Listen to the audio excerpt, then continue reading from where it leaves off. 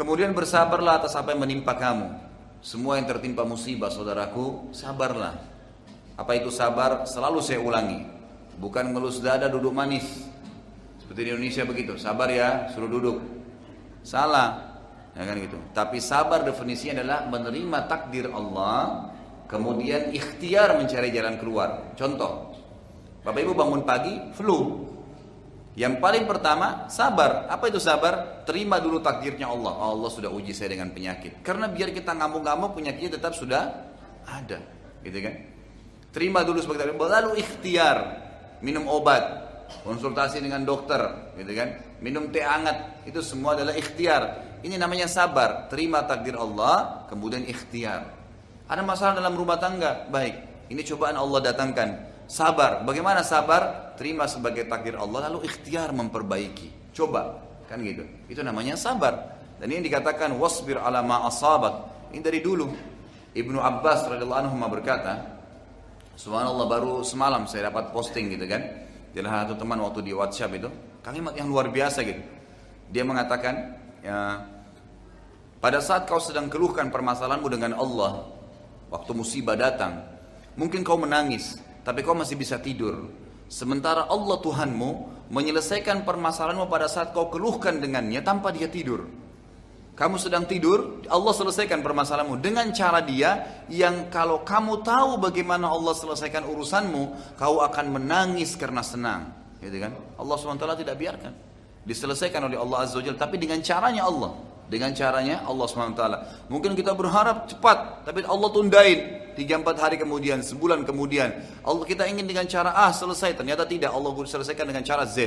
Allah lebih tahu. Dan umumnya kalau Allah ujikan seorang hamba musibah, maka berarti Allah akan angkat derajatnya dan mengampuni dosanya. Serta kadang-kadang subhanallah, ini sering saya bahasakan kalau anda sedang menghadapi musibah, makin berat cobaan datang, maka pastikan anda orang paling kuat, lebih kuat imannya. Karena kata Nabi SAW sudah jelas, semua dalam hadis Bukhari, semua nabi-nabi cobaannya paling berat. Kemudian datang orang-orang yang beriman, tingkatannya mendekati Nabi, kemudian terusnya begitu. Artinya orang yang paling berat, ya, cobaannya adalah orang yang paling tinggi imannya, gitu kan? Orang yang paling tinggi imannya. Jadi kalau cobaan makin besar, jangan bilang, aduh besarnya cobaan kepada saya. Enggak, alhamdulillah berarti saya orang dekat dengan Allah Subhanahu Wa Taala. Karena ada kadang-kadang Bapak Ibu sekalian, ini ulama tekankan ya. Ada derajat di surga kita nggak bisa dapat kecuali dengan 100 tahun sholat malam, dengan 100 tahun sedekah, bakti dengan orang tua, haji mungkin 1000 kali. Kita nggak bisa. Umur kita cuma 60 misalnya, sholat tahajudnya harus 100 tahun. Umur kita cuma 60, mungkin dari 60 cuma 10 tahun kita tahajud. Masih butuh 90 tahun tahajud untuk sampai ke derajat itu. Fasilitas itu di surga, dari dayang-dayangnya, dari istananya, dari fasilitasnya semua. Tapi Allah mau kita sampai di situ. Bagaimana caranya? Allah uji kita dengan penyakit 10 tahun. 10 tahun nutupin yang 90 tahun kurang tadi. Sabar. Nggak masalah, gitu kan? Kalau saya sering bahasakan itu, kalau ada tulisan saya judulnya, musibah, kenali sebabnya, nikmati prosesnya. Insya Allah akan terbit nanti tahun depan buku itu. Saya sudah tulis dan insya Allah sudah 80% selesai gitu. Itu saya tuliskan musibah, kenali sebabnya, gitu kan? Dan nikmati prosesnya, nikmatin aja. Nggak usah keluh kesah, karena keluh kesah tetap tidak akan menyelesaikan masalah. Kata Umar radhiyallahu anhu, orang yang tertimpa musibah dan dia bisa terima sebagai takdirnya Allah, lalu dia sabar menjalaninya, maka dia akan menikmati, maka dia akan menjalani proses ya musibah itu dalam keadaan tenang dan dia akan menikmatinya. Artinya sakit ya sudah diterima, karena biar kita keluh kesah tidak bisa, dan pahalanya akan maksimal. Dengan ada orang kena musibah tapi keluh kesah, dia susah lalui, tidak ada pahalanya, nggak ada yang dapat sama dia. Maka sabar. Inna dzalika min azmil umur. Kata Luqman, sesungguhnya itu adalah hal-hal yang pasti terjadi. Allah sudah jadikan sebagai sunnatullah. Azmil umur pasti terjadi, nggak mungkin tidak. Semua orang akan diuji oleh Allah Subhanahu Wa Taala, gitu kan? Tapi tergantung dengan kadar imannya, Sebagian salaful ummah dari tabi'in, kalau mereka sebulan tidak sakit, mereka langsung beristighfar kepada Allah. Gitu. Kalau nggak sakit gitu. Sampai ada di antara mereka kadang-kadang kalau jalan kesentuh kakinya batu, beristighfar kepada Allah dan mengatakan alhamdulillah, Allah sudah membersihkan dengan ini dosa saya.